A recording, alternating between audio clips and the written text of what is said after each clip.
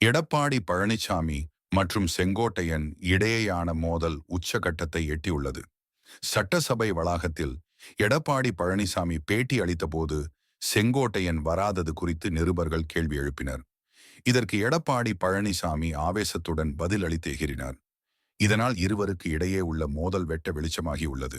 அவரை கேளுங்க, காரணம் அவரை கேட்டதானே தெரியும், என்ன கேட்ட எப்படி தெரியும்? அவரை போய் கேளுங்க சார், நீங்க அவரை கேளுங்க, ஏன் தவிச்சுன்னு அவரை கேளுங்க. இதெல்லாம் கேட்கிற கேள்வி இல்ல.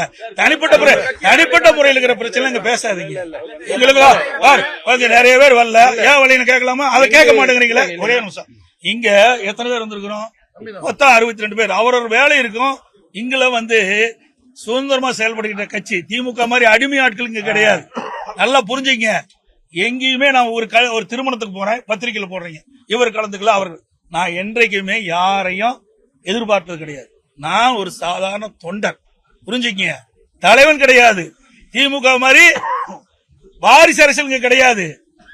குடும்ப கட்சி கிடையாது, புரியுதுங்களா? சர்வாதிகார ஆட்சி கிடையாது. சுதந்திரமாக அனைவரும் செயல்படலாம். எங்க வேணாலும் எப்படி வேணாலும் போகலாம். யாரும் கேட்கறதில்ல. எங்களுக்கு ஒரே எதிரி திராவிட முன்னேற்ற கழகம் தான்.